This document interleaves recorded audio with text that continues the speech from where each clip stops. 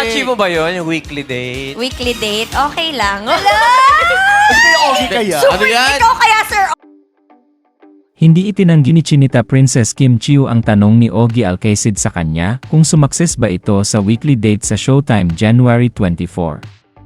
Ayon kay Ogie Alcacid, na-achieve mo ba yung weekly date?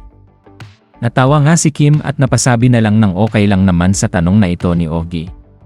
Agad naman na binaling ni Kim ang atensyon sa iba para hindi na humaba ang pambubuking sa kanya ni Ogie Alcacid. Natuwa naman ang Kim Pao fans sa pambubuking na ito ni Ogie. Anila ay mukhang si Paolo Avellino. Ang tinutukoy nito nakadate ni Kim every week. Dahil kung matatandaan ay palaging namamataan ang dalawa na magkasama, mapaumaga o gabi. Recently din ay magkasama ang Kim Pao sa isang dinner party ng kanilang matalik na kaibigan.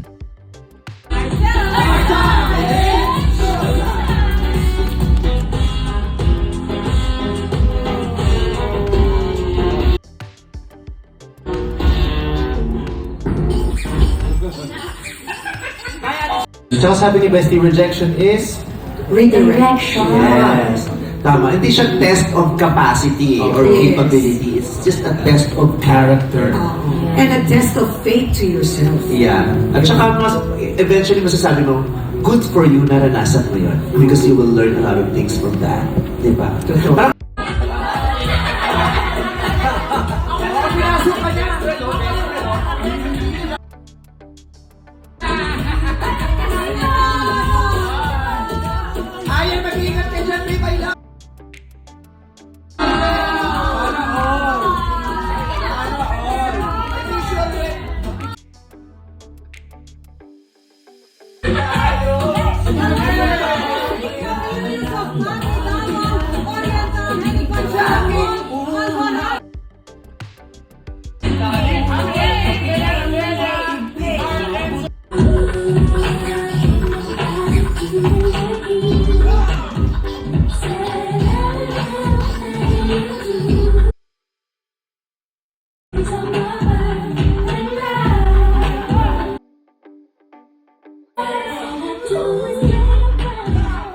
Parang Secondly, also sa mga of that, medyo careful tayo sa mga, sabi natin yung mga conflict problems, like that.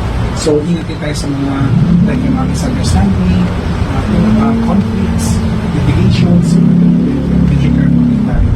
And partly also, third mong natin din ang year of the rat, prone kasi tayo sa backfighters and fighters kasi. Yeah, so huwag lang tayo mabilis magtiwala. Wala naman akong ganun. Lahat na lang nire-relate sa sarili.